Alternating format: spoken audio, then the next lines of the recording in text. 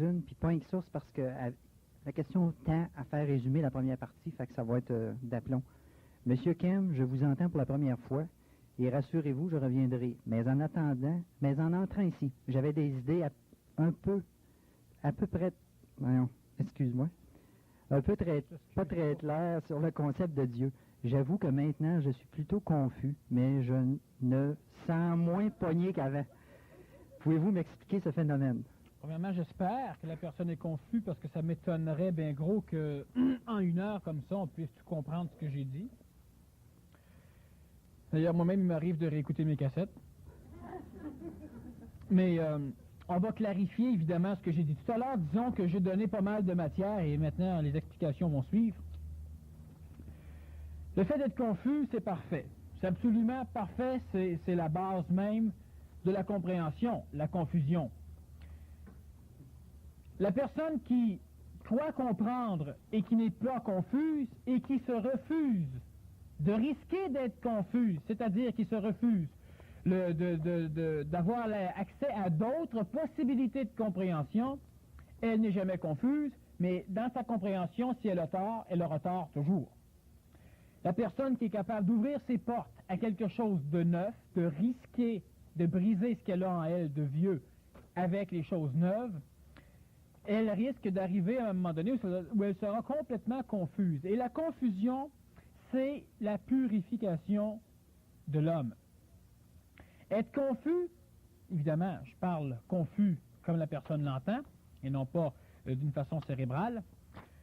Être confus, c'est d'être dans le doute, c'est-à-dire ne plus savoir quoi penser ou quoi croire. Parfait. Ah oui, c'est parfait. Parce que si vous voyez Dieu arriver alors que vous n'avez plus d'idée de ce qui devra être, ben vous risquez de le reconnaître drôlement plus facilement que si vous avez une idée de ce qu'il doit être.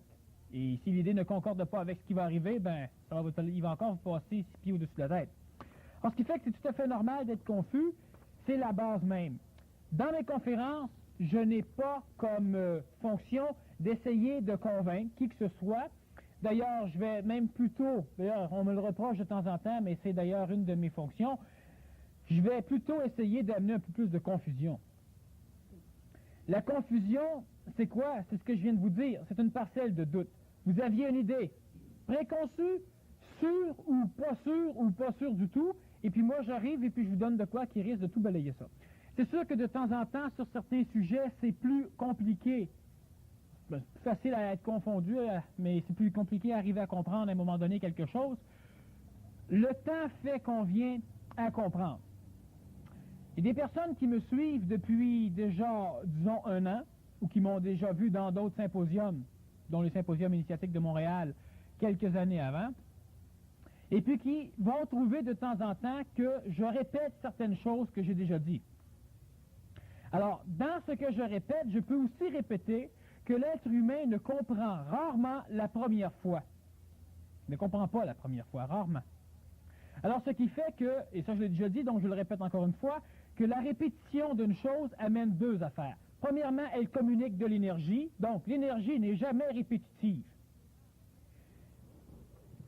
Tu as un problème, tu te donnes des coups de marteau sur le pouce quand tu cloues des clous.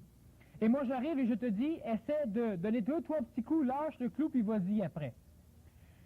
Et quand je repasse 1 an après, tu es encore les pouces tout meurtris en train de frapper ton clou, il reste un des pouces du clou à rentrer, tu essaies encore de le tenir pour qu'il tombe.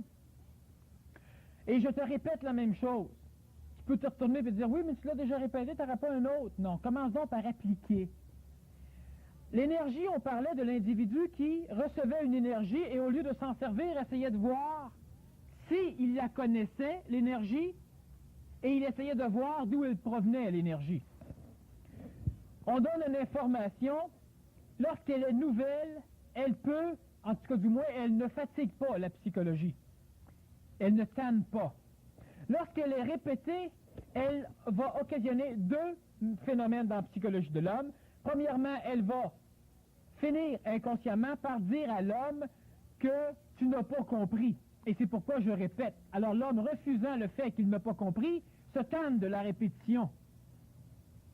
Et deuxièmement, cette répétition chez l'homme va le réénergiser. Maintenant, si l'homme veut simplement voir, ah oui, mais c'est pas du nouveau, moi je suis toujours au niveau de l'orgueil, moi je suis quand même plus prêt à recevoir, l'évolution se fait dans l'expression de l'homme, dans son efficacité d'expression. Alors même si tu le sais, est-ce que tu l'exprimes? Tu ne l'exprimes pas, donc tu ne le sais pas. Et qu'est-ce que le savoir? Ce n'est pas juste l'intellectualisation de parole. L'intellectualisation de parole vient nourrir la mémoire. L'énergie en dessous de la parole peut transformer la parole en connaissance. Et la connaissance s'applique dans l'expression. Alors tu le sais, mais tu n'en as pas conscience.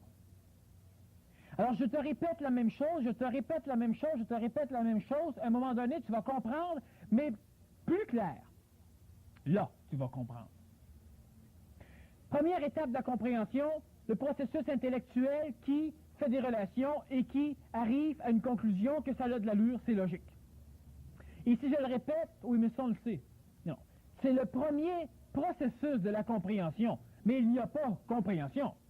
Il y a apprentissage d'informations, ce qui va permettre à l'intelligence de faire des relations avec l'apprentissage qu'on a donné et d'autres apprentissages ou des événements expérientiels. Et de là peut naître la compréhension. Alors donc, si je me répète, l'énergie est différente, le contexte est différent, et je répète des choses. Mais c'est normal. Et à un moment donné, plus clair, vous allez comprendre. L'homme est pressé, parce que l'homme a le temps. Hein? Le temps existe, mais l'homme a créé la hâte. Et l'homme est pressé. Et il tient à ramasser de l'information. Mais moi, je ne suis pas là pour donner de l'information. Ah, évidemment, il y a de l'information qui est transmise. Mais je peux, évidemment, en donner, à enterrer tous ceux qui ont déjà écrit. Ça ne servirait rien, ça ne donnerait rien de plus à l'homme que le rendre un peu plus aveugle. La semaine dernière, on a dit que celui qui avait de plus en plus de connaissances pouvait moins connaître l'extérieur. Mais je le répète, parce que c'est justement, ça va avec ça. Alors, dans une répétition, il y a la parole qui vient essayer, sous d'autres formes, même s'il y a une répétition au niveau du sens, de la forme, ben, il y a de nouvelles possibilités de relations entre les éléments connus par l'intelligence pour amener la compréhension, et l'énergie peut transformer la parole en compréhension. Et ça, c'est important en maudit. La personne qui vient pour la première fois et qui est confuse, ben parfait, il n'y a rien là. À la condition, évidemment, qu'elle ne pense pas qu'elle est suffisamment intelligente, qu'elle ne devrait pas vivre la confusion. Là, elle se culpabilise. Puis elle ferait mieux d'être confuse que d'être culpabilisée. Parce que quelqu'un qui est culpabilisé, c'est quelqu'un qui s'enterre, qui éteint son feu. Quelqu'un qui est confus, mais qui est conscient qu'il est confus, et puis qui s'en fout d'être confus. Alors lui, il est sur le bon chemin. Parce qu'il risque de découvrir les choses qui sont, au lieu de déformer ce qui est pour l'adapter à ce qu'il pense que les choses sont. Alors la confusion, c'est parfait. Pourquoi l'énergie a-t-elle besoin du corps pour ses expériences? Ne peut-elle se suffire à elle-même? Le corps est énergétique. Mais est-ce que le corps peut se suffire à lui-même?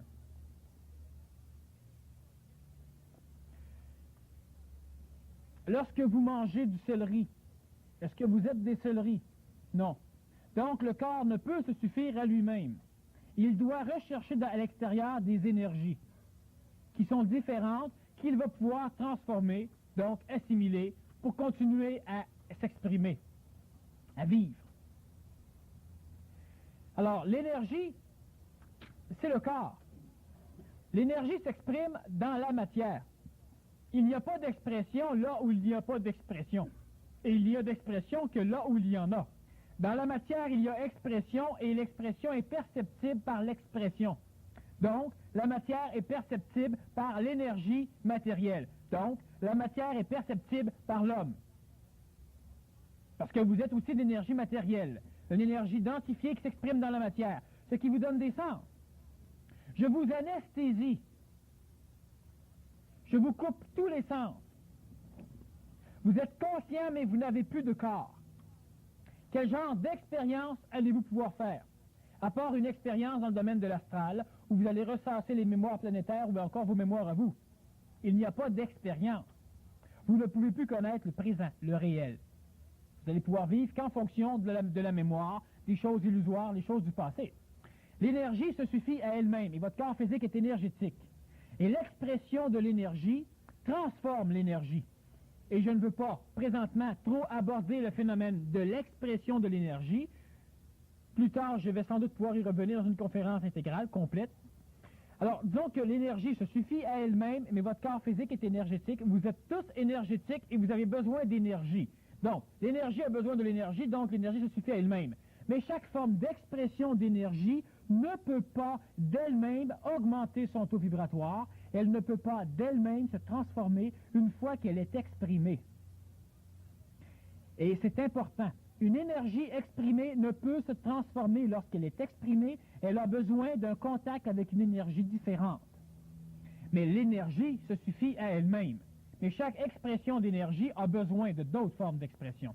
L'énergie supérieure, elle n'est pas plus intelligente comme l'homme, comme la psychologie de l'homme sous-entend l'intelligence.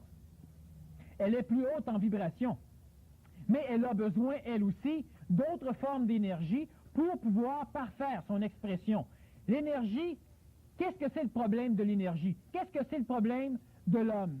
C'est que l'homme vit dans un plan qui est pluralitaire en termes d'expression d'énergie, et l'homme devrait exprimer, disons que l'expression d'énergie devrait se faire dans un seul plan. Mais l'expression de l'énergie, due au ralentissement opéré par le temps et l'espace sur l'énergie, disons que c'est astrophysique, l'énergie s'exprime sous plusieurs formes. Elle s'exprime sur plusieurs plans. Donc, s'exprimant sur plusieurs plans, il n'y a pas d'intégralité, il n'y a pas une énergie, il y a donc plusieurs énergies, telles que perçues par l'homme. Et l'évolution, c'est d'amener chacune de ces plans énergétiques-là à pouvoir collaborer entre eux autres, et non pas à amener un plan à manipuler d'autres plans. À amener ces plans à collaborer, de façon à ce qu'à un moment donné, ils puissent se réintégrer et former un seul plan d'énergie. Et là, il y aura, sous ce qu'on appelle l'évolution, et ce qu'on appelle aussi fusion, il y aura approche de la libération du temps et de l'espace. Réintégration vers la cause, vers Dieu, disons.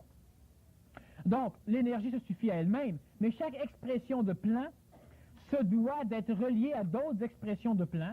Alors, ce qui fait que les énergies physiques, vitales, astrales et mentales ont besoin d'eux-mêmes pour pouvoir constituer un être humain qui acquérit de l'expérience réellement évolutionnaire, beaucoup plus qu'un animal, être humain qui peut être en relation avec des énergies extraplanétaires qui ont, elles aussi, besoin de relations avec les autres formes de plans d'énergie. Le plan de la matière est le plus dense, le plus bas en termes vibratoires, pas le plus bas psychologique, yark. Le corps physique n'est pas yark. Il est le plus bas en termes vibratoires, le plus bas taux d'énergie exprimé dans le continuum où évolue l'homme. C'est le taux d'énergétique qui a le moins de vibrations. Il n'est pas yark, c'est le plus bas, pas bas psychologique. Le plus bas en termes de taux vibratoire. Alors, ce qui fait que l'énergie supramentale ou l'énergie divine a besoin de l'énergie de l'homme, de la matière humaine, de la vie humaine, de la psychologie humaine, du mental humain. Car ce sont des énergies qui ne sont pas comme ceci, mais comme ceci, qui travaillent ensemble. Mais présentement, vu leur différence de taux vibratoire, il y a des scissions, ce qui amène les conflits d'évolution de l'homme et les conflits d'évolution dans la galaxie. Alors, l'énergie se suffit à elle-même, oui. L'être humain a des désirs. Peut-on croire que l'objet de ces désirs est l'effet d'une énergie qui veut se manifester? Effectivement.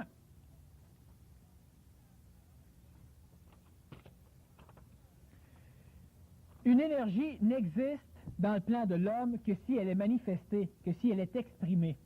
La peur existe chez vous que lorsque vous avez peur. L'amour existe chez vous que lorsque vous êtes en expression d'amour. La colère existe que lorsque la colère s'exprime. Alors, quel que soit le phénomène énergétique, lorsqu'il s'exprime, il existe pour l'homme. Il est perceptible. Percevez-vous ma colère? Certains pourront se dire, ah oui, il est toujours en colère. Oh, je ne suis pas en colère, ils m'ont royalement jamais vu en colère. Percevez-vous ma haine? Mais si je décide d'exprimer de la haine, de les percevoir la haine, et alors là, la haine va commencer à prendre existence. Mais si je n'exprime pas la haine ne peut prendre existence. Si la personne qui écoute croit que j'ai de la haine, c'est elle qui exprime de la haine. Et là, la haine commence à prendre existence dans son monde à elle. Quelle que soit l'énergie, l'être humain a des désirs. Peut-on croire que l'objet de ces désirs est l'effet d'une énergie qui veut se manifester? Toujours. Dans les énergies qui se manifestent sur la planète Terre, il y a des énergies que l'on appelle astrales. Des énergies qui sont des énergies qui ont tendance à vouloir empêcher l'évolution de l'homme. C'est-à-dire que les énergies astrales sont des énergies mémorielles. Notre foutue mémoire, elle est de type astral. Et une mémoire, elle a comme pour fonction de retenir quelque chose. C'est-à-dire de capter une énergie et de ne plus la transformer. Et l'évolution est justement la transformation des énergies pour permettre aux énergies de basse vibration de finir par être en relation avec les énergies de haute vibration. Et l'énergie de l'astral va donc essayer de faire en sorte que l'homme ne transforme pas. Donc l'énergie de l'astral est une énergie qui va manipuler l'homme, qui va essayer de s'exprimer par l'homme. Pourquoi? Parce que toutes les fois que l'énergie astrale s'exprime par l'homme, elle se réénergise elle-même. Plus il y a de peur dans l'humanité, plus il y a de peur dans l'astral humanitaire. Plus il y a de haine, plus il y a de haine. Lorsqu'une société a peur, la peur vit dans la société. Et n'importe quel individu sain d'esprit qui rentre dans la société va finir à la longue par avoir peur, par subir les mêmes choses. Vous allez travailler, tout le monde est stressé, vous arrivez relax, vous arrivez des Bahamas, et au bout de 2-3 semaines, vous êtes plus d'un Bahamas, vous êtes aussi stressé qu'eux autres. Vous allez en Haïti et vous allez vous relaxer. Parce que le concept du temps change. Mais vous allez être assujetti à des énergies mémorielles qui tendent à refuser le changement. Donc, vous, le stressé en Haïti, vous ne transformerez pas l'île, l'île va vous transformer. Et si vous rentrez dans un bureau où il y a 150 employés extrêmement ferrés et que vous êtes relax, bien, vous ne transformerez pas les 150 employés. Eux vont vous transformer. Donc, la mémoire, l'énergie astrale, qui a tendance à ne pas vouloir se transformer, elle est nuisible pour l'homme dans l'évolution de l'homme, c'est-à-dire dans le cheminement que l'homme emploie pour hausser son taux vibratoire. Elle va donc tenter de se servir de l'homme, comme lorsqu'on est en relation avec le plan des morts, par exemple, ou ce qu'on va faire des contacts spiritistes, pour essayer de contacter une mémoire, un mort, et lui, évidemment, va se faire un plaisir de se servir de votre corps pour s'exprimer, parce que là, il vit. Plus vous, mais lui, oui. Il n'y a pas d'évolution de parler avec les morts. Alors, ce qui fait que l'énergie doit s'exprimer. Et l'évolution d'un homme se perçoit, se voit dans son expression, dans l'efficacité de son expression. Autre question. Si je comprends bien ce que tu expliques, l'homme doit exprimer l'énergie divine en lui pour accéder à être l'énergie elle-même, et ainsi évoluer jusqu'à être une des causes du rayonnement de l'énergie et ainsi boucler la boucle. Eh oui, je comprends bien. Maintenant, rayonne-tu bien? Ah, ça c'est autre chose, mais du moins intellectuellement, en tout cas, c'est ça. L'homme doit exprimer l'énergie divine en lui. L'énergie n'est pas divine en l'homme, c'est-à-dire que l'énergie divine n'est pas en l'homme. L'homme en fait partie, et l'énergie divine est partout ailleurs. Si j'exprime l'énergie divine, j'exprime aussi ton énergie divine. Mais si j'exprime l'énergie divine, je ne suis même plus moi-même ici. L'identification de l'homme se fait par rapport à l'énergie divine, justement. Il y a l'énergie divine et il y a l'homme qui peut exprimer l'énergie divine. Donc, il y a Dieu et il y a moi. Et moi, je dois un jour devenir Dieu, mais si je dois un jour devenir Dieu, je ne pourrai plus être moi. Je suis moi ou je suis toi, mais je ne peux être nous deux. Si je suis nous deux réellement, je suis une troisième personne, je ne suis ni moi ni lui, je suis une troisième personne. Alors, donc, l'homme doit simplement, mais encore là, c'est très simple à dire, l'homme doit simplement exprimer des énergies qui l'entourent, mais il doit faire en sorte, et il doit faire extrêmement attention à exprimer l'énergie sur tous les plans. Présentement, il y en a 4. Et un 5e possible si les 4 plans sont exprimés. Cela veut dire que vous exprimez l'énergie de l'amour. C'est du type astral, psychologique. mémoriel.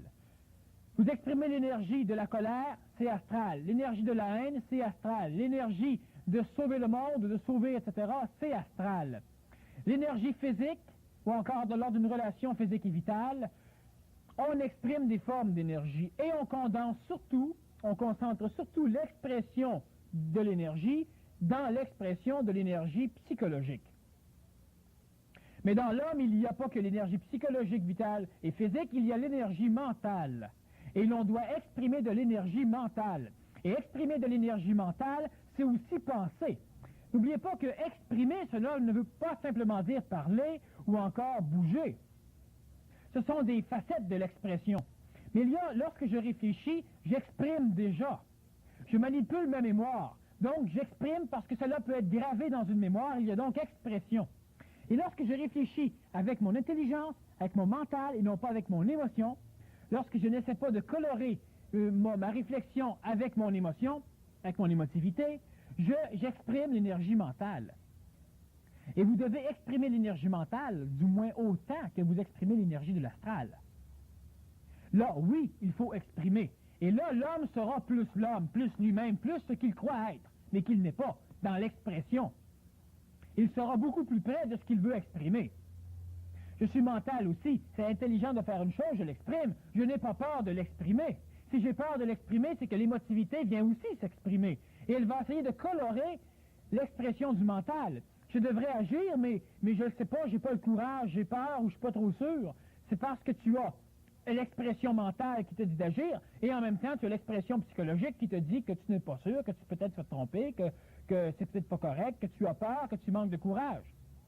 Et là, tu exprimes 4 formes d'énergie astrale pour une forme d'énergie mentale.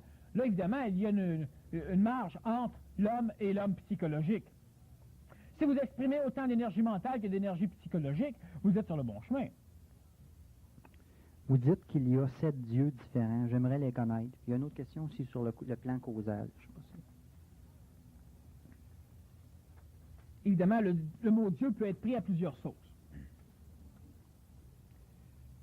Les dieux accessibles à l'homme, je prends le mot Dieu comme l'homme l'entend quand l'homme parle du Dieu dans le ciel, le Dieu que l'on prie, le Dieu que l'on déteste à un moment donné, le Dieu que l'on maudit à un moment donné parce qu'il ne nous donne pas assez de preuves d'existence. Eh bien, il y a le Dieu, disons, physique, vital, astral, le Dieu dans le ciel. Il y a donc un Dieu mental, c'est-à-dire que si l'homme arrive à un moment donné à avoir une conscience totale dans le plan physique, donc si le corps physique arrive à avoir une conscience du plan physique, il est Dieu exprimé dans le plan physique. Si vous arrivez à avoir une conscience totale du plan astral ou psychologique ou mémoriel, émotif, vous serez Dieu exprimé dans le plan de l'astral.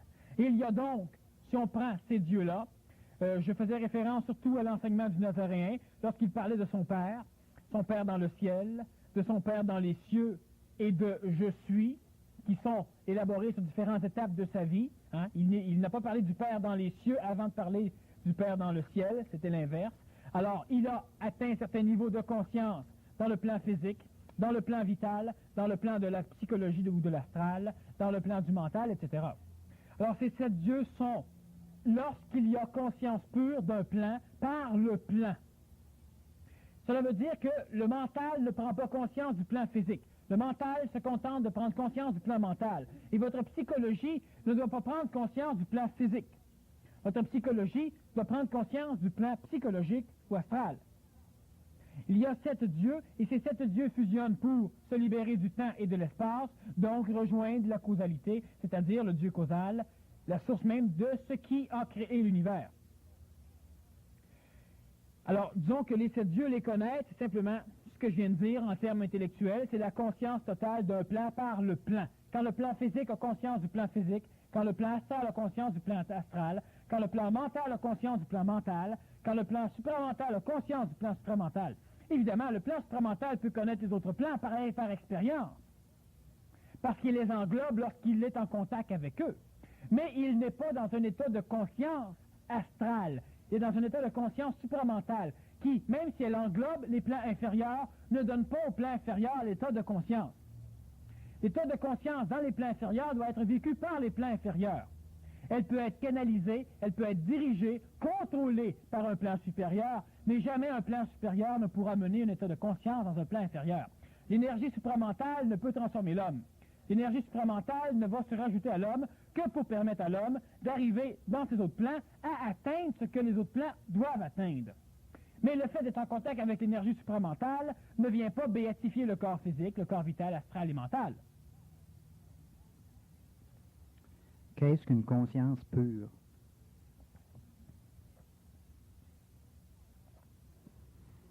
Donc, pour plusieurs raisons, je n'en parlerai pas ce soir, je vais en parler plus tard. OK. Une autre question qui me vient.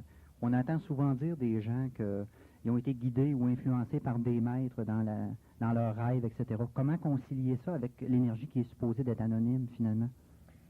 Bon, les individus, les personnes qui, de temps en temps, se font guider dans leurs rêves par un maître ou encore par un professeur ou par n'importe qui.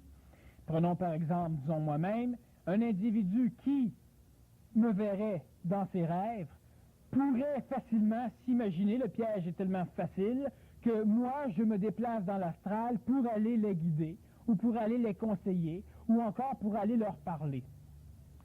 L'énergie qui est perçue par l'homme est toujours anonyme. C'est-à-dire que l'homme ne peut percevoir l'énergie réelle. Si moi j'aurais suffisamment de temps à perdre pour, dans l'astral, aller visiter des individus, l'énergie même, mon expression ne pourrait même pas être perçue par la personne. C'est-à-dire que si moi je vais te voir, tu ne pourras pas savoir que je vais te voir. Pas dans l'état où moi je peux aller te voir.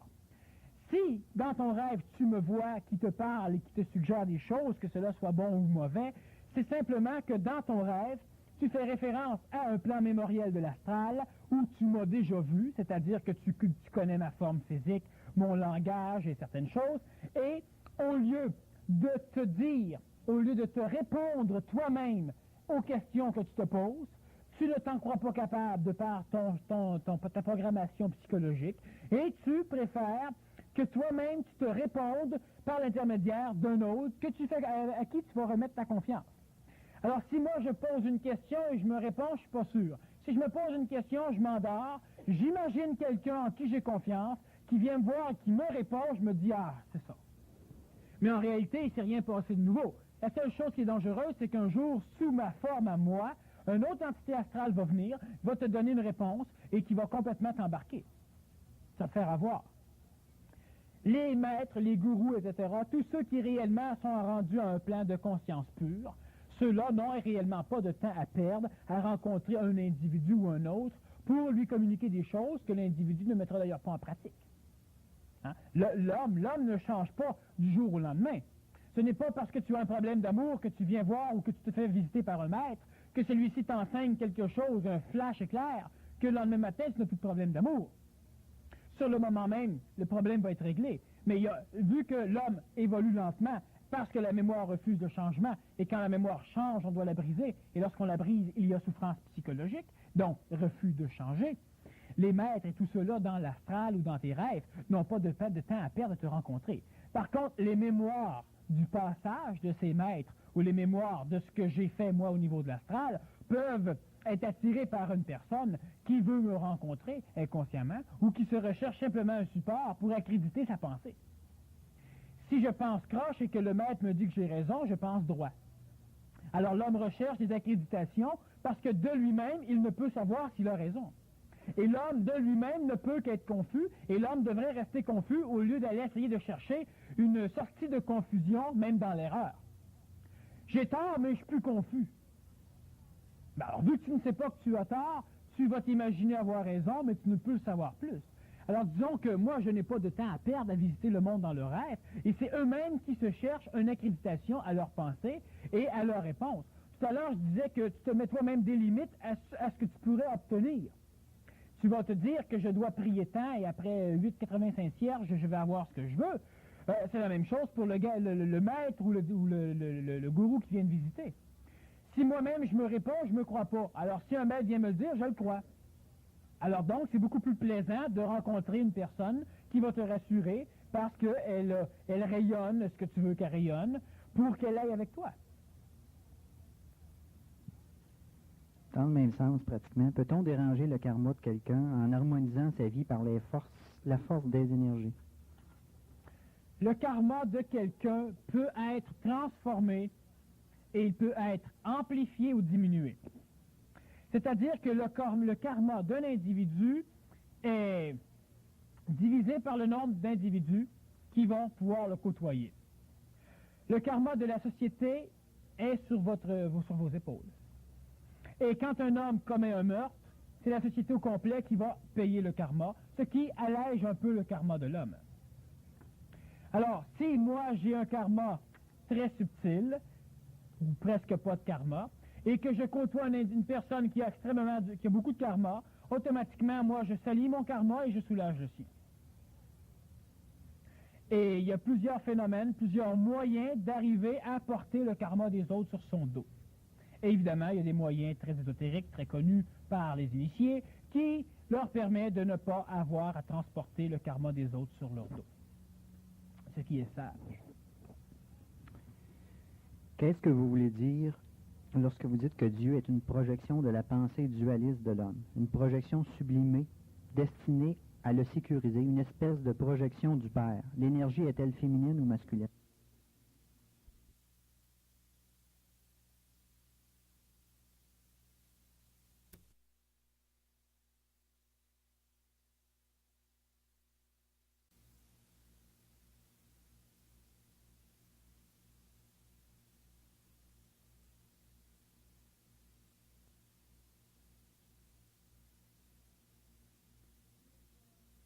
Deux formes de réalité.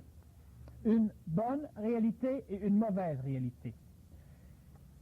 L'homme pense à partir de ses mémoires, c'est-à-dire que l'homme essaie d'avoir une pensée qui va rallier les perceptions d'une réalité avec les perceptions d'une autre réalité, sa mémoire, son expérience. Donc, l'homme essaie de vivre un moment présent avec comme support à ce vécu la réalité de l'extérieur et la réalité mémorielle. Donc, l'homme regarde autant l'extérieur que l'intérieur. Je regarde un arbre et je le trouve beau ou laid parce que l'arbre, je le compare avec ce que j'ai comme connaissance d'arbre beau et de laid et de ce qui en moi amène l'essence du beau ou du laid. Donc, le fait même de penser de cette façon ne peut faire autrement que de me donner une pensée qui va être dualitaire, qui va être duel, qui va être divisée en deux. Et étant donné que toutes les perceptions que l'homme va avoir dans cette pensée psychologique, dans cette conscience de l'astral, automatiquement, tout ce qui sera perçu par ce phénomène ne pourra faire autrement que s'exprimer sous deux facettes. Ce qui est et ce que je veux que ce soit, donc le mauvais et le bon, ce qui est et ce que j'ai eu peur que ce soit, donc le bon et le mauvais. Parce que l'homme ne voit de choses bonnes que ce qui lui rapporte et de choses mauvaises que ce qui peut lui enlever. De ce fait, l'homme ne peut voir le monde dans lequel il évolue que d'une façon duelle, double. Et dans cette dualité, il y a facilement la pluralité, c'est-à-dire très bon, moins bon, pas bon, bon, très, etc., etc. Alors donc, on a plusieurs nuances qui sont la pluralité. L'énergie s'exprime dans le domaine de l'homme comme elle doit s'exprimer. Et l'homme, lui, perçoit sa mémoire expérientielle et l'expression de l'énergie. Donc, l'homme perçoit qu'à un moment donné, il s'en va en auto, une personne traverse la rue et l'énergie fait en sorte qu'il évite la personne. C'est yavique. C'est bon. Un autre moment donné, il s'en va, il voit son pire ennemi, il fonce dessus et l'énergie fait qu'il évite la personne. C'est satanique. C'est mauvais. Mais c'est la même chose en termes d'expression de l'énergie, mais par rapport à l'expérience de l'homme et à la réalité vécue. Donc, l'homme se fie aux deux pour connaître ce qu'il appelle la réalité. Donc, la réalité, elle est duelle. Et automatiquement, selon la réalité et ce qui, à l'intérieur, voulait connaître la réalité, il y aura à l'extérieur du bon ou du mal, et à l'intérieur du bon ou du mal. C'est mal de voler, parce que s'ils viennent voler mes affaires, j'ai plus rien. Mais c'est bon de voler les grosses compagnies, parce qu'ils font suffisamment d'argent de toute façon, puis ils nous volent assez. Alors c'est la même chose, sauf qu'il y a du bon et du mal et du bon, et tout dépend simplement de l'endroit où l'individu se place, où la personne se place. Alors, si vous voulez tuer votre pire ennemi et que les forces sataniques vous font passer à côté, si votre pire ennemi vient pour tuer, les forces yaviques vont le faire passer à côté. Pour la personne dans l'auto qui veut tuer l'autre dehors, ce sont des forces sataniques qui entrent en opération, et pour la personne dehors qui a la vie sauve, ce sont les forces yaviques qui entrent en opération. Alors donc, l'énergie de Dieu s'exprime chez l'homme, et non pas dans le domaine de l'homme, chez l'homme, par une dualité. Dans la matière planétaire évolutive, il n'y a pas de dualité. Il n'y a qu'une chose, une réalité. Mais l'homme perçoit cette réalité en fonction de ses mémoires, donc il a deux yeux, un qui regarde la mémoire, un qui regarde l'extérieur, et il essaie de mixer ça ensemble pour connaître la réalité. La réalité ne peut pas faire au départ ne peut pas faire autrement qu'être duel. Donc, l'énergie de Dieu s'exprime dans l'homme d'une façon dualitaire. Est-ce que c'est une projection sublimée destinée à le sécuriser, une espèce de projection du Père, le Père physique évidemment, et la Mère? De toute façon, si on regarde toutes les divinités, ils ont tous des mères ou des vierges, ou enfin toujours une femme si on peut les rencontrer, et ils ont normalement des enfants. Bref, c'est le contexte de la famille humaine, le contexte du roi et de la reine avec les princes qui viennent nous aider et leurs armées pour protéger le pauvre paysan. Enfin bref, le Dieu dans le ciel est évidemment à l'image de l'homme. Une projection du Père ou encore une projection de tout ce qui peut amener l'homme à le sécuriser. Cela va de soi. Parce que il y a plusieurs choses que je peux faire au nom de Dieu. Et non pas en mon nom. Pourquoi? Parce que je ne me sens pas suffisamment fort, suffisamment puissant. Alors je préfère mettre la responsabilité au nom d'un autre. Alors je vais donc remettre ça au nom de Dieu. On a fait des croisades au nom de Dieu, on a fait différentes guerres au nom de Dieu, on a fait plusieurs choses au nom de Dieu qui étaient bonnes et mauvaises, si on regarde, disons, le contexte duel de l'homme. Et on n'a de Dieu que celui qui nous sécurise. Qui d'entre vous recherche un Dieu qui va lui faire peur, qui va le perturber, et qui ne l'exaucera jamais, mais qui va s'évertuer à exaucer l'inverse de ce qu'il demande? Qui recherche ce genre de Dieu? Alors, s'il n'y a pas une religion comme ça, il n'y aura pas grand monde qui vont venir. Alors donc, on recherche une divinité qui va nous rassurer, nous dire que ses voies sont impénétrables. Donc, pose-toi pas de questions, mais tout va bien. Qui va nous répondre ce que nous voulons qu'elle nous réponde. Alors effectivement, le Dieu, la divinité pour l'homme, est simplement une espèce de création de l'homme pour lui permettre de se sécuriser. Alors que la foudre tombait dans les forêts, les autochtones qui la voyaient ont décidé que c'était Dieu. Parce que sinon, c'était épeurant en maudit. Et que si c'était Dieu et que la foudre brûlait les arbres et que j'avais peur du feu, donc Dieu voulait me punir, donc j'avais fait quelque chose qui ne lui avait pas plu. Donc je m'arrangeais pour faire des choses pour pouvoir calmer sa colère. Et ça, dans quelques religions organisées que ce soit, on a les mêmes phénomènes. Sur l'île, en Australie, avec des Pitjantjara, ou dans les religions qui couvrent la planète, on a les mêmes genres de phénomènes. On recherche le pardon et on a peur de la colère. Craindre son Dieu veut dire respecter son Dieu. Mais hélas, l'homme ne peut respecter quoi que ce soit s'il n'en a pas eu peur avant et si cette peur n'a pas été comprise par le mental pour être transformée en respect. Et de là, l'énergie s'est exprimée à un moment donné sous la forme « tu devras craindre ton Dieu ». Pas le Dieu dans le ciel, le Dieu dans les cieux. L'énergie extraplanétaire, extraterrestre. L'énergie qui est hautement plus évoluée que l'homme et de l'énergie non créée par l'homme. Craindre son Dieu, de toute façon, vous respectez un chien que si le chien vous fait peur. Mais vous n'aurez pas peur du chien si vous connaissez le chien suffisamment pour savoir ce que vous pouvez faire pour qu'il vous attaque et ce que vous pouvez faire pour qu'il ne vous attaque pas. Vous n'avez donc plus peur du chien parce que vous le connaissez, alors vous le respectez. Mais vous n'aurez pas respect d'un chien si vous ne le connaissez pas. Et si vous n'avez pas peur du chien et que vous ne le connaissez pas, vous allez aller vouloir le flatter sur la tête et le chien ne vous connaît pas, il va vous mordre, vous allez avoir peur du chien. Et l'expérience aidant, selon évidemment votre programmation psychologique, si vous voulez continuer à approcher les chiens, l'expérience aidant, vous allez vous rendre compte que en vous faisant sentir par le chien avant de le flatter, en observant quand vous placez vos mains si le chien a peur d'une région de son corps ou d'un autre, vous allez finir par pouvoir le flatter. Mais vous n'en avez plus peur, mais vous le respectez. Parce que vous en avez eu peur. Et parce que vous avez transformé cette peur en compréhension. Alors tu devras craindre ton Dieu, veut dire tu devras simplement comprendre les mécanismes qui sous-tendent l'expression de Dieu dans l'homme. Et les mécanismes qui sous-tendent l'expression de Dieu dans l'homme sont les mécanismes mêmes qui sous-tendent l'évolution de l'homme. Alors, rechercher à comprendre les mécanismes de Dieu, c'est une futilité parce que l'homme s'imagine que Dieu et lui sont deux choses différentes et l'homme évolue pour rejoindre Dieu. Dans le plan connu de l'homme, Dieu est en descendance pour rejoindre l'homme qui est en ascendance. Dans les dieux évidemment de conscience et non pas dans le Dieu causal. Craindre son Dieu veut dire évidemment en avoir peur. De quel Dieu vous avez peur?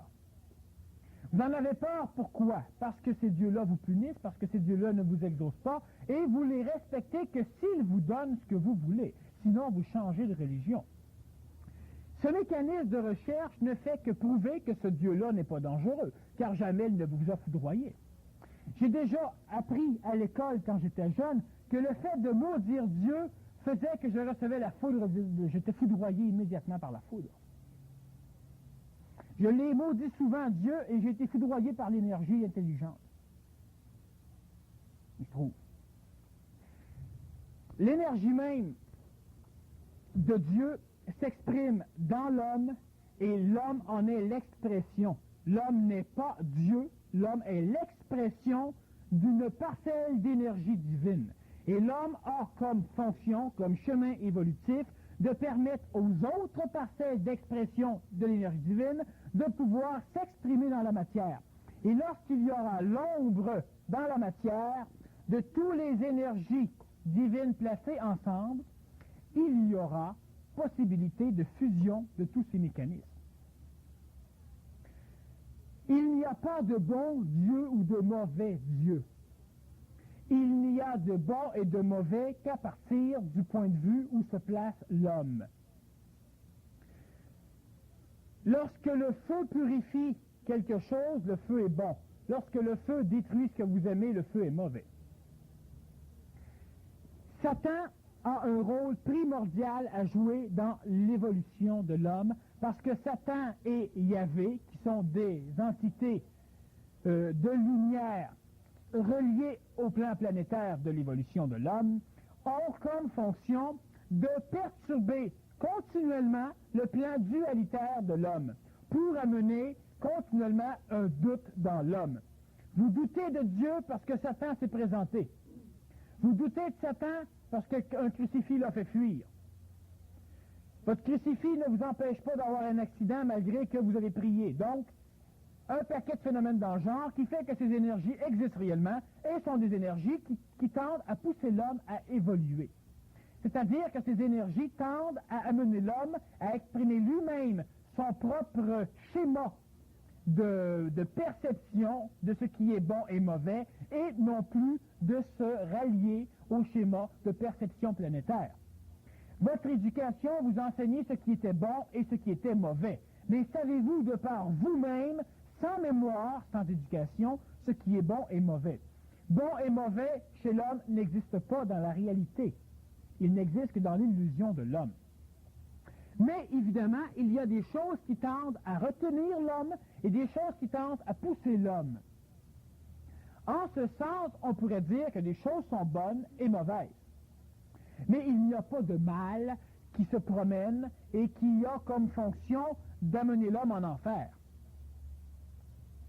Cela n'existe pas, sauf dans la psychologie de l'homme, parce que cela peut reconcentrer l'idée même de la protection d'une divinité.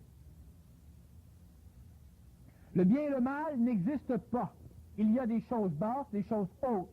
Et l'homme ne peut voir le monde que duellement, parce que l'homme se fie à sa mémoire pour connaître l'extérieur. Et de ces deux choses, il y a déjà dualité. Je t'en pose deux ici qui peuvent se rejoindre. S'il vous plaît, nous dire la différence entre le Dieu dans le ciel qu'on se fabrique et le vrai Dieu dans les cieux. Et l'autre, de quel genre, de quelle énergie parles-tu lorsque tu parles des énergies intelligentes? L'énergie, disons que Dieu dans le ciel est un Dieu qui est mémoriel, un Dieu que vous connaissez, et un Dieu qui a des qualificatifs humains. Quelques qualificatifs divins qui représentent ce que l'homme aimerait posséder. Dieu peut, disons, traverser les murs, évidemment. L'homme aussi aime traverser les murs. Dieu peut voler. Dieu a des armées qui lui obéissent à la lettre. Dieu, etc., etc. Donc, on raffine un peu ce que l'homme aimerait avoir. Le Dieu dans les cieux, c'est simplement une énergie qui est totalement différente de l'énergie planétaire créée par l'homme.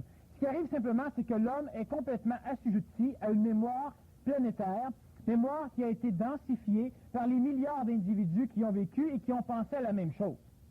Si 300 milliards de fidèles ont pensé à un Dieu, il y a dans la mémoire vibratoire de la Terre ce Dieu. Et ce Dieu peut entrer en contact avec vous par votre éducation, par les journaux, la télévision, par la visite de certaines personnes ou simplement dans vos rêves. Donc, vous allez finir vos rêves ou vos méditations, etc., qui sont des mécanismes d'ouverture vers l'astral. Ces dieux peuvent vous contacter. Mais ce Dieu ne connaît que l'expérience de la planète qui a été vécue depuis sa création de Dieu. Quand on parle d'intelligence, l'on parle d'énergie qui n'est pas reliée à la planète, qui est extraplanétaire, le Nazaréen l'appelait l'Esprit Saint, qui descend des cieux, et qui connaît l'expérience de la planète plus des millions d'autres planètes en termes de mémoire. Ce qui fait que, qu'est-ce qui va arriver prochainement pour l'homme si je fouille dans les annales akashiques, c'est-à-dire les mémoires de l'astral où se trouve mon Dieu, le Dieu dans le ciel, j'aurai des réponses qui sont typiques de ce qui s'est déjà passé sur la planète. Des réponses d'apocalypse, des réponses de guerre, des réponses de Dieu qui vient avec des archanges ramener etc.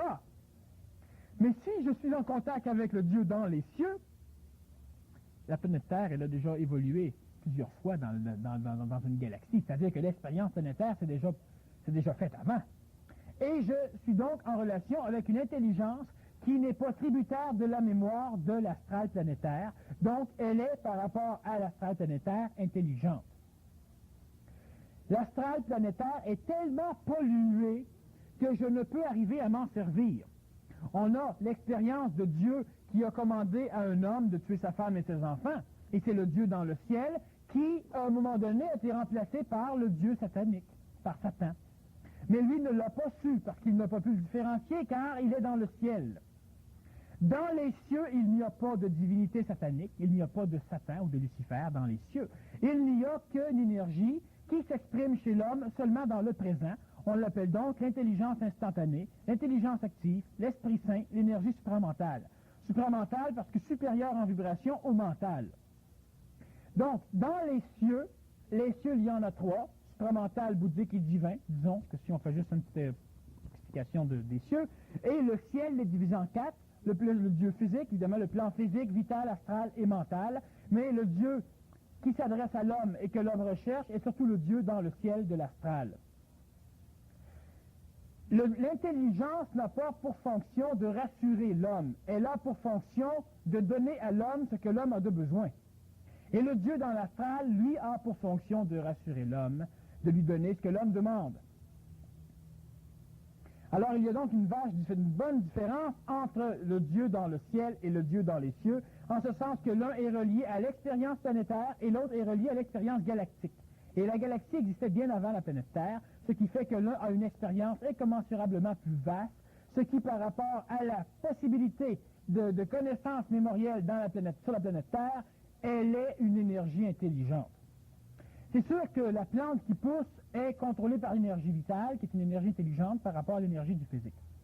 L'énergie psychologique est intelligente par rapport à l'énergie vitale qui anime les animaux. L'énergie du mental est une énergie intelligente par rapport à l'énergie de l'astral. Et l'énergie supramentale est une intelligence par rapport à l'énergie du mental. Donc, les énergies intelligentes ne viennent pas du plan planétaire, mais viennent du plan extraplanétaire, étant donné que l'homme a su cumuler, d'une façon un peu maladroite, les 4 plans d'énergie planétaire. Donc, dans son plan d'intelligence, il y a le supérieur, et le supérieur n'est pas attaché à la planète Terre. Donc, c'est l'énergie extraplanétaire. Ce ne sont pas les extraterrestres. C'est de l'énergie extraplanétaire. On en passe 2 autres, vite un petit peu. Tu dis en mots ce que j'ai souvent le goût d'exprimer, mais j'y arrive difficilement. Je vais souvent méditer avec des moines, ça me surprend moi-même de toujours aimer ce genre d'expérience. J'aimerais savoir ce que ce genre d'expérience vient faire dans ma vie et comment ne pas gaspiller toute cette énergie. La deuxième, un peu, les groupes qui font appel aux énergies supérieures par répétition de mantras, certains rituels de magie blanche, etc., n'est-ce pas une façon de se servir de l'agrégore? Effectivement. Donc, il va 2 par 2. Oui, c'est parce qu'il y en a pas encore. Ah bon? Je vais répondre 2 questions en même temps. Alors, tu dis en mots ce que j'ai souvent le goût d'exprimer, mais j'y arrive difficilement. Ça, c'est important. Une personne vient et elle dit, ah oui, mais tout ce qu'il dit, je le sais déjà. C'est faux. Plusieurs choses qu'une personne peut savoir déjà. Mais si la personne n'arrive pas à l'exprimer, tu le sais déjà, parfait. Peux-tu parler? Non, mais au fur et à mesure qu'il dit, ça, je le sais déjà. L'idée est simplement au niveau énergétique. Vous avez une capacité énergétique presque capable de comprendre un processus et l'énergie que vous captez lors d'une conférence vient simplement augmenter votre taux vibratoire, ce qui fait que là, ça aboutit enfin chez vous.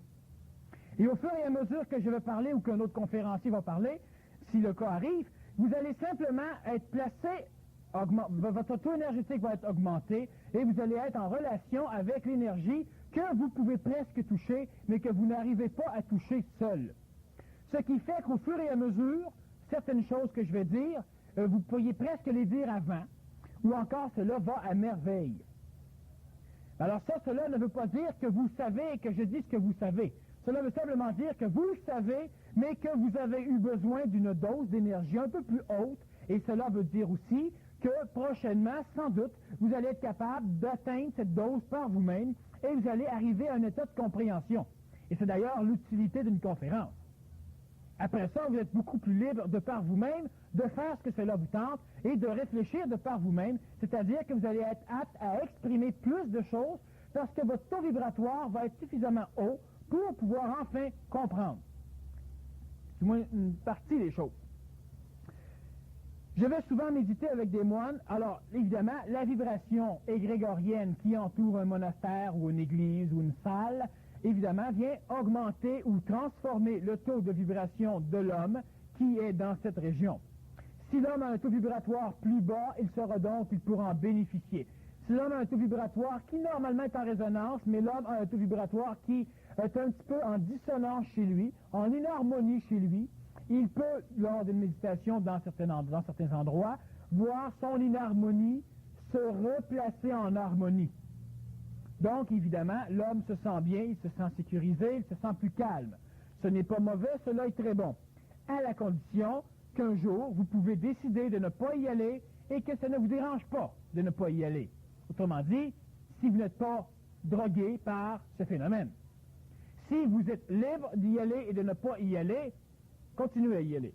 Lorsque vous allez souffrir de ne pas y aller cycliquement, régulièrement, ou lorsque l'idée vous en vient, c'est le temps de commencer à penser à changer parce que vous commencez à être dépendant de cette forme d'énergisation.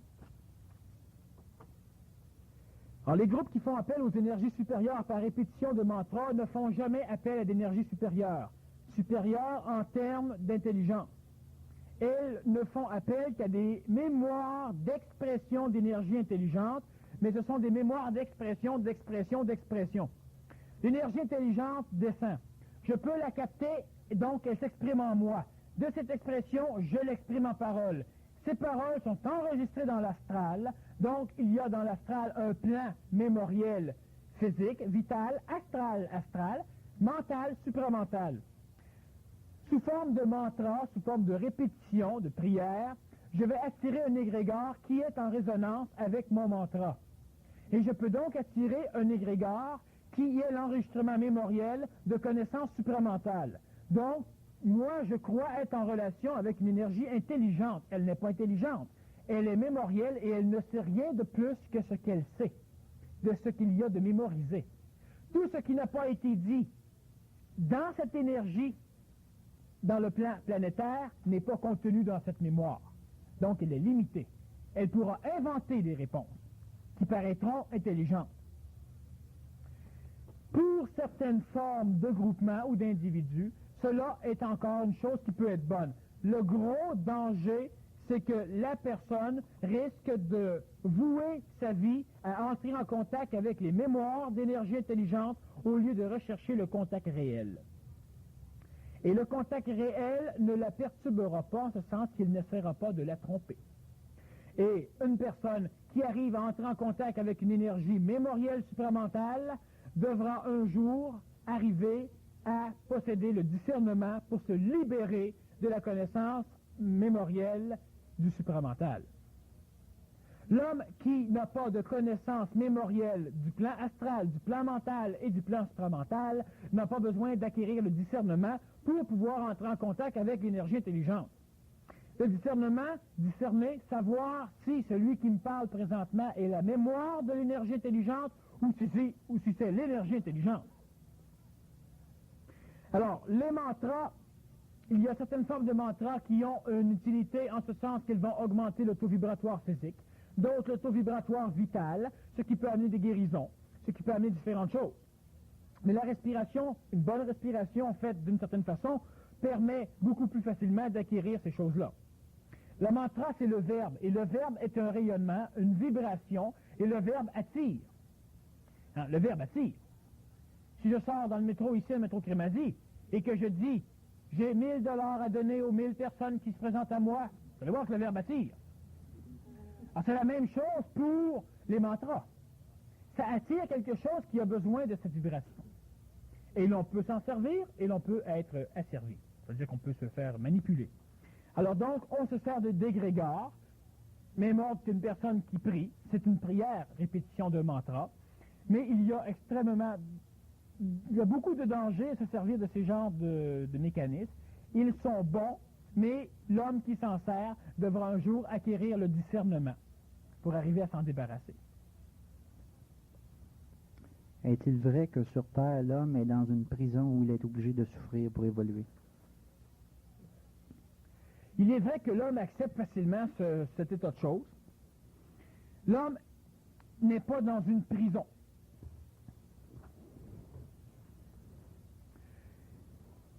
L'ego de l'homme, celui qui est « je suis », celui qui a des émotions, celui qui a peur, celui qui veut évoluer, celui qui prie un Dieu, celui qui veut tout connaître, lui est dans une prison parce que son rôle n'est pas de tout connaître. Lorsque vous êtes sur un continent comme le Canada, vous sentez-vous dans une prison. Mais si votre idée est de vivre sur l'eau sur un bateau et qu'il n'y a pas de bateau, vous allez vous sentir dans une prison, même sur le continent qui est le Canada, qui est le deuxième plus grand pays du monde, de la planète. L'ego veut tout connaître alors que ce n'est pas son rôle de tout connaître. Il y a d'autres parcelles en lui qui peuvent être développées, qui pourront arriver, non pas à tout connaître, à aller chercher l'énergie qui connaît tout, l'énergie supramentale, disons pour l'instant. Donc, l'homme se croit apte à tout connaître, et lui, donc, est dans une prison qu'il se crée lui-même. Mais l'homme n'a pas été placé sur la terre dans une prison. Et l'homme n'est pas obligé de souffrir. Mais la souffrance est simplement le refus que va opposer une mémoire à sa transformation. Donc, plus l'homme a de mémoire, et plus l'homme tient à ses mémoires, plus l'homme va souffrir dans son évolution. Et la souffrance est le bris de la mémoire. Si la mémoire est très, très, très peu ancrée, quand c'est brisé, il n'y a pas de souffrance. Ou très peu. Lorsque la mémoire, on y tient un concept religieux, un concept de foi, un concept de famille, vos enfants doivent vous remercier, doivent vous servir, doivent vous honorer. Ben, évidemment, à un moment donné, si l'enfant ne vous honore pas, soit parce que vous n'êtes pas honorable, ou soit parce que ça ne tente pas, bien évidemment, ça brise une mémoire. Et ça fait souffrir. Votre enfant qui quitte la maison parce qu'il est rendu à 25 ans et qui veut vivre dans son logement, ça fait souffrir les parents. Parce que la mémoire qui connaît l'enfant dans la maison depuis déjà 25 ans se voit de se transformer. Donc il y a souffrance. Mais ce n'est pas nécessaire de souffrir. Si le mental de l'homme, donc pas l'émotivité, si le mental est capable de comprendre la réalité des choses, capable de comprendre l'intelligence d'une séparation, par exemple, il n'y aura pas de souffrance ou très peu de souffrance. L'homme n'est pas sur la terre pour souffrir. Mais vu que l'homme a une mémoire, que l'homme tient ses mémoires, bien l'homme devra briser ses mémoires, c'est l'évolution, que l'homme le veuille ou non, et automatiquement il y aura souffrance. La mère ours, elle est plus intelligente que l'homme lorsque son fils doit quitter. Parce que l'ourson ne veut pas quitter la mère, et la mère lui donne une bonne dégelée. Et lorsque l'ourson a volé 3-4 pieds dans les airs, il ne comprend plus, il a peur, il se sauve, et la mère s'en va. Et dans 2 ans, s'ils se rencontrent, ils peuvent se battre. Mais si l'ourson reste avec la mère, il nuit à la mère, il met sa vie en danger pour l'homme, son évolution, et évidemment, l'ourson ne peut acquérir d'expérience de par lui-même pour finir par être viable une fois la mère morte. Mais l'être humain, évidemment, veut conserver ses mémoires. Alors, on veut conserver notre vieux linge, qu'on ne veut pas trop jeter. On veut conserver nos photos, on veut conserver, etc. Alors, tout ça sont des mécanismes qui entretiennent la souffrance. Moi, j'ai des photos de mes enfants quand ils étaient jeunes, mais j'en ai pas de photos, je n'ai pas de besoin. Présentement, ils ne sont pas jeunes, ils sont rendus âgés, et puis ils sont comme ils sont. Mais c'est d'arriver, de mettre des ponts dans ma communication avec eux, de conserver des photos pour essayer de m'imaginer qu'ils sont toujours jeunes. Ou de conserver des souvenirs de voyage, ou etc. Des choses qui amènent la nostalgie, et lorsque ça se transforme, il y a souffrance. C'est parce que l'homme ne comprend pas tout, mais l'homme n'est pas sur la terre pour souffrir. Mais il souffrira pour s'en sortir. Entre deux, une petite dernière encore? Oui. Comment peut-on se servir de nos énergies? Est-ce que ces énergies sont semblables aux intuitions? Sachons bien que l'énergie va se servir de vous bien avant que vous compreniez comment vous servir des énergies. Et c'est ça qui devrait être fait. Et quand je parle des énergies, l'énergie mentale et supramentale devra se servir de vous. Et non pas seulement laisser la porte ouverte aux énergies psychologiques, ce qui est le cas présentement. Merci beaucoup de votre présence presque divinement attentive. Alors, la prochaine conférence de Daniel